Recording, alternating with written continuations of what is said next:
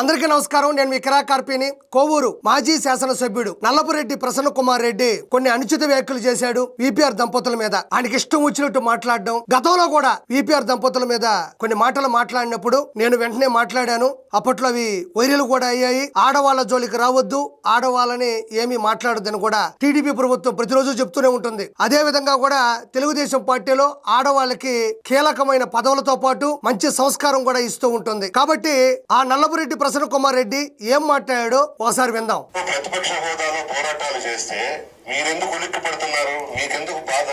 రాజకీయాలలో అంత కోపాలు, అంత ఆవేశాలు పనికిరావు. ఇక్కడ నల్లపురెడ్డి ప్రసన్న కుమార్ రెడ్డి అంటున్నాడు, మేము అపోజిషన్ లో ఉంటూ పోరాటాలు చేస్తూ ఉంటే మీకెందుకు అంత ఆవేశం, అంత కోపం అని అంటా ఉన్నాడు. ఏం పోరాటాలు చేశాడు ఈయన? ఓడిపోయినప్పటి నుంచి కోవూరులో ఈ రోజు వరకు 4 రోజులు కూడా లేడు. అలాంటి వ్యక్తి అంట తీవ్రమైనటువంటి పోరాటాలు చేస్తుంటే విపిఆర్ దంపతులు, అందులో కోవూరు శాసనసభ్యురాలు వేమిరెడ్డి ప్రశాంత్ రెడ్డి గారికి కోపం, ఆవేశం వస్తుందంట. 24 hours 365 days అహర్నిశలు ప్రజల్లో ఉంటూ, ప్రజలకై ఉంటూ, ప్రజల సంక్షేమం కోసం పోరాడుతున్నది ప్రశాంత్ రెడ్డి గారు. ఈయన ఓడిపోయినప్పటి నుంచి ఈ రోజుల వరకు కూడా కోవూరులో 4 రోజులు కూడా లేడు. మన కాకాని గోవర్ధన్ రెడ్డిని అరెస్ట్ చేస్తే వచ్చి మెరుపు తీగల వచ్చి వెళ్ళిపోయినాడు. ఈయన చెప్తున్నాడు కోపం, ఆవేశం తగ్గించుకోండి అని. మనం చేసిన పాపాలే లోపాలై ఈ రోజు అవతల ప్రశ్నించేదాన్నే నువ్వు ఆవేశం అనుకుంటున్నావు నల్లపురెడ్డి ప్రసన్న కుమార్ రెడ్డి. ఎంతో ముందు కూడా తీవ్రమైనటువంటి వ్యాఖ్యలు విపిఆర్ దంపతుల మీద చేశావు. వాళ్ళ పెళ్లిళ్ళ గురించి, కుటుంబాల గురించి క్యారెక్టర్ అసాసినేషన్ చేశావు. వాళ్ళ ఉసురు తగిలి ఈ రోజు కోవూరులో నిలబడే స్థాయి స్థానం లేకుండా పోయినావు. ఆ రోజుల్లో 54,583 ఓట్ల మెజారిటీతో ప్రశాంత్ రెడ్డి గారు విజయాన్ని దక్కించుకున్నారు. ఎందుకు దక్కించుకున్నారు? మనం కోవూరులో ఏమైనా పొడిస్తే కదా, కోవూరులో ఏమైనా చేస్తే కదా. మైన్స్, గ్రావెలు, ఇసుక ఏది పడితే అది స్వలాభం కోసం అకౌంట్ లో డబ్బులు వేసుకున్నటువంటి వ్యక్తి. అకౌంట్ లో కూడా వేసుకోవాలి, లెక్కలు మళ్ళీ తేలిస్తే ఎక్కడ లోపల వేస్తారని చెప్పి లోపల దాపెట్టుకున్నటువంటి మనిషి నువ్వు కూడా ఈ రోజు ప్రెస్ మీట్ పెడుతుంటే నవ్వు వస్తుంది. ఏం ప్రసన్న కుమార్ రెడ్డి, ప్రశాంత్ రెడ్డి గారిని నడమంత్రపు సిరి అంటున్నావు. నేను షూట్ గా నిన్ను ప్రశ్నిస్తా ఉండా. నువ్వేమన్నా మీ అమ్మగారు కడుపుల నుంచి బయటకు వచ్చేటప్పుడు 4 ఉంగరాలు పెట్టుకొని వచ్చావా? పట్టు వస్త్రాలు కట్టుకొని వచ్చావా? పొలాలు, స్థలాలు, బంగళాలు, బంగారాలు ఇవన్నీ కొట్టుకొని వచ్చావా? పుట్టి పెరిగి పెద్దోడైన తర్వాత నాయన రాజకీయాన్ని, నాయన ఆస్తులను అనుభవిస్తున్నావు అంతే. నువ్వు సాధించింది, సంపాదించింది లేదు. నిజంగా చెప్పాలంటే నీది నడమంత్రపు సిరి. విపిఆర్ గారు ఆడవాళ్ళంటేనే ఇంట్లోనే ఉండాలి అని కాకుండా ప్రజల మధ్యన ఉండాలి అని తన సతీమణిని అన్ని రంగాల్లో కూడా ముందస్తు స్థాయిలో నిలబెట్టడానికి అహర్నిశలో కష్టపడుతున్నాడు. ఇది నిజంగా ఆడవాళ్ళకి ఆయన ఇచ్చేటువంటి విలువ. నిజం చెప్పాలంటే విపిఆర్ గారు విపిఆర్ ఫౌండేషన్ ద్వారా కొన్ని కోట్ల రూపాయలతో మంచి పనులు చేస్తూ ఉన్నాడంటే ఆయన వెనుకున్నటువంటి ప్రశాంత్ రెడ్డి గారి సహాయం, సహకారం నెల్లూరు ప్రజలు ఎప్పటికీ మర్చిపోరు. ఇది గుర్తుపెట్టుకో. వైఎస్ఆర్ కాంగ్రెస్ పార్టీ నాయకులంతా వెన్నుపోటుదారులంట, కార్యకర్తలంతా వెన్నుపోటుదారులంట. వీళ్ళందరూ కలిసి వైఎస్ఆర్సీపీలో ఉండేటువంటి నాయకులు వీళ్ళందరూ కలిసి జూన్ 4వ తారీఖుని వెన్నుపోటు దినోత్సవంగా చిత్రీకరిస్తే తప్పులేదు. కానీ మీరందరూ వెన్నుపోటుదారులు అంటే గుండెపోటు వస్తుందా? మీరు నిజంగా మీరు వెన్నుపోటుదారులు కాదా? ఏమంత ఉలిక్కి పడతా ఉండవు?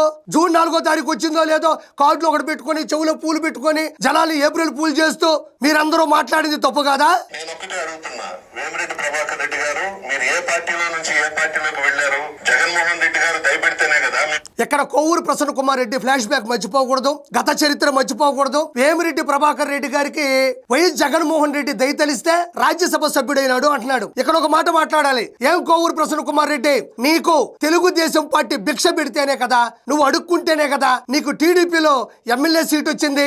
1994లో గెలిచావు తెలుగుదేశం పార్టీ నుంచి, 1999లో గెలిచావు తెలుగుదేశం పార్టీ నుంచి, 2009లో గెలిచావు తెలుగుదేశం పార్టీ నుంచి. చక్కెర కర్మాగార శాఖ మార్చులుగా కూడా పనిచేశావు. మరి అది తెలుగుదేశం పార్టీ కదా, వాళ్ళు ఇచ్చిన సీటు వల్లే కదా నువ్వు గెలిచి ఆ రోజుల్లో ఎమ్మెల్యే అయ్యావు. అది మర్చిపోయావా? మరి నువ్వెందుకు 2011లో వైఎస్ఆర్సీపీలో వచ్చి జాయిన్ అయ్యావు? ఎందుకంటే మనకి సౌమ్యంగా ఉండండి, మంచిగా ఉండండి, ఆడవాళ్ళని గౌరవించండి, విలువలు విశ్వసనీయతో కూడిన రాజకీయం చేయండి అంటే మనకు నచ్చదు కదా. మనకి నోటి దోల వలబడిన వంశీకి గానీ, కొడాల నానికి గానీ అందులో నువ్వేం మాత్రం తగ్గిపోవు. ఆ నోటి దోలకి కావాల్సినంత స్టఫ్ ఇచ్చేది వైఎస్ఆర్సీపీ కాబట్టి ఆ రోజుల్లో నువ్వు వైఎస్ఆర్సీపీలో గెలిపినావు.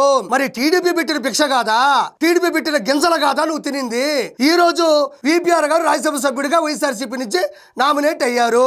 అయితే ఏంటి, ఆయన రాజకీయాల్లోకి వచ్చేలోపే విపిఆర్ ఫౌండేషన్ ద్వారా కొన్ని కోట్ల రూపాయల సొంత ఖర్చులతో తాగునీరు కావచ్చు, పిల్లలకి కార్పొరేట్ స్థాయి విద్య కావచ్చు, వైద్యం కావచ్చు, అదే విధంగా ప్రతి ఒక్క విషయంలో కూడా ఆయనే ప్రజల్లో ఉంటూ ప్రజలకి మంచి పనులు చేస్తా ఉన్నాడు.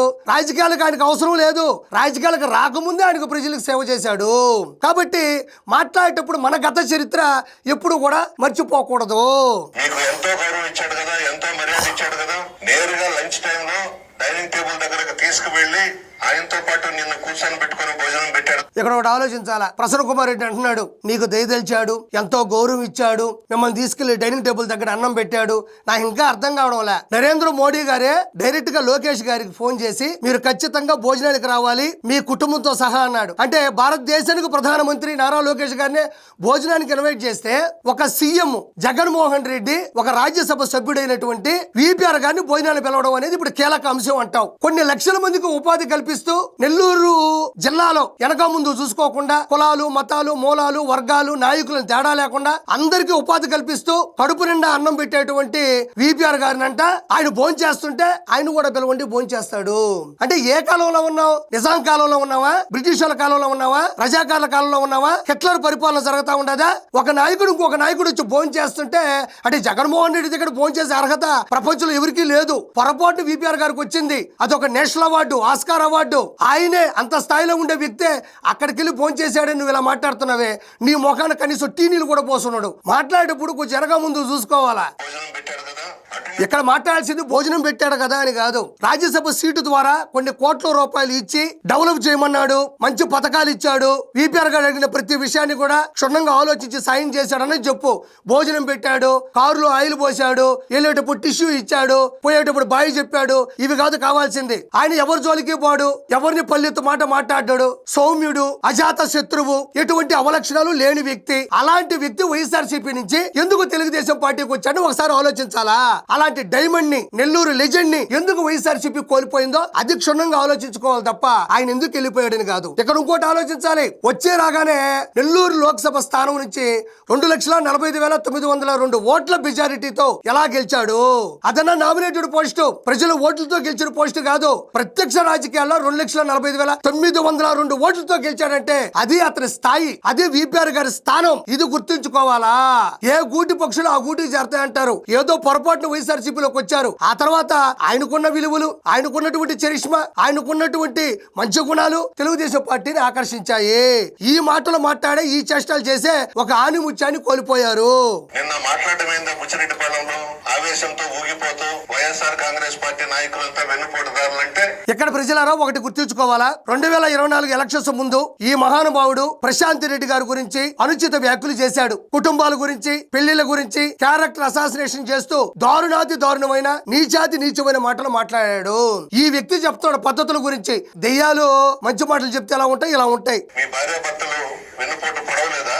జగన్మోహన్ రెడ్డి గారికి ఎంత మర్యాద ఇచ్చాడు, మీ ఆయనకి ఎంత గౌరవం ఇచ్చాడు. మర్యాద ఇస్తే పార్టీలో ఎందుకు ఉండరు? గౌరవిస్తే పార్టీలో ఎందుకు ఉండరు? మంచి పనులు చేయమని ప్రోత్సహిస్తే పార్టీలో ఎందుకు ఉండరు? ఇది ప్రజలకే వదిలేస్తున్నాను. బాంబేలో రెడ్ లైట్ ఏరియా ఉంది, ప్రపంచం అంతా తెలుసు. ఆ రెడ్ లైట్ ఏరియాలో కొంటున్నట్టుగా ఈ నియోజకవర్గంలో వైఎస్ఆర్ కాంగ్రెస్ పార్టీ నాయకుల్ని కొంటున్నారు మీరు. ప్రసన్న కుమార్ రెడ్డి, నీకు కొంచెం సిగ్గైనా శరమైనా ఉందా? సభ్య సమాజంలో ఉన్నావు, ప్రజాస్వామ్యంలో ఉన్నావు, అన్ని సార్లు ఎమ్మెల్యేగా గెలిచావు. మీ నాయకుల్ని, మీ కార్యవర్గాన్ని తెలుగుదేశం పార్టీకి సంబంధించిన ప్రశాంత్ రెడ్డి గారు, విపిఆర్ గారు కొనేస్తున్నారు అంటున్నావే. దానికి ఇది ఏమన్నా పోలిక? పోలిక ఎలా ఉండాలి? సంతలో గొర్రెల్ని, బర్రెల్ని, ఊరల్లో నాటుకోల్ని కొన్నిటి కొంటున్నారు అని అనాలి. అది కూడా వాళ్ళు చేయాల్సిన అవసరం లేదు. వాళ్ళు చేసిన మంచి పనులే తిరిగి ప్రజాస్వామ్యంలో అత్యున్నత స్థానంలో భార్యాభర్తలు నిలబెట్టాయి. నువ్వేం మాట్లాడుతా ఉండవు? రెడ్ లైట్ ఏరియాలో ఉండే ఆడవాళ్ళని కొనడం, వాడుకోవడం. మొదటిసారి కోవూరు నుంచి ఒక మహిళా శాసన సభ్యురాలు గెలిస్తే ఆవిడికి కౌంటర్ ఇవ్వాల్సిన, మాటకు మాట మాట్లాడాల్సిన, ప్రశ్నించాల్సిన, ఇలాంటి పోలికలా నువ్వు మాట్లాడేది? రెడ్ లైట్ ఏరియాలు, అందులో ఆడవాళ్ళు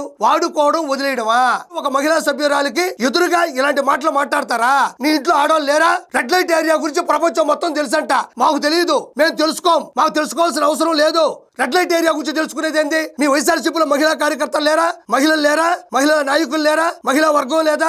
మొన్న ఓడిపోయినావు, పిచ్చోడు వైపోయినావు. ముంబై రోడ్ల మీద ప్రేమిస్తే సినిమాలో అయ్యయ్య అంటే తిరుగుతా ఉన్నప్పుడు నీకేమన్నా పరిచయం అయిందేమో రెడ్ లైట్ ఏరియా. బాగా చూస్తుంటే నువ్వు నీ జగన్మోహన్ రెడ్డి ఇద్దరు కలిసి రెడ్ లైట్ ఏరియాని ఏమన్నా టూరిజం ప్లేస్ లో పెట్టేటట్టున్నారా టూరిస్టులకి? పోలికేంది? రెడ్ లైట్ ఏరియాలు ఎందుకు వస్తున్నాయి నీకు?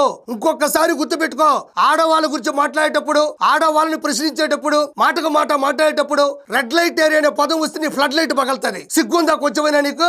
రెడ్ లైట్ ఏరియా అనే పదం ఎందుకు వాడుతున్నావు నువ్వు? ఇంకోటి, నీ నాయకులు, నీ కార్యకర్తలు, నీ కార్యవర్గం డబ్బులు ఇచ్చి అమ్ముడిపోయే స్థాయిలో ఉన్నారా? అంటే అంత వీక్ గా ఉన్నారా? మా పార్టీ కార్యకర్తలు, నాయకులు చాలా ధైర్యవంతులు, మామూలు వాళ్ళు కాదు, యుద్ధంలో దూకేటోళ్ళు అని చెప్తుంటావు కదా, మరి డబ్బులకి ఎందుకు అమ్ముడిపోతున్నారు? ఎవరు ఇక్కడ డబ్బులు పెట్టి కొనాల్సిన అవసరం లేదు, మంచి పరిపాలన అందిస్తున్నారు. వైఎస్ఆర్ సిపికి రానున్న రోజుల్లో పార్టీ నిలబడే అవకాశాలు కూడా లేవని వాళ్ళకి తెలిసింది. వాళ్ళకి నచ్చి వెళ్ళిపోతున్నారు. కాబట్టి మాట్లాడేటప్పుడు జాగ్రత్తగా మాట్లాడు. నువ్వు వివిఆర్ దంపతులు కాలి గోటికి కూడా పనికిరావు, వాళ్ళ వెంట్రుకతో సమానం. నువ్వు వాళ్ళ గురించి మాట్లాడే స్థాయి, స్థానం నీకు లేదు. Thank you so much.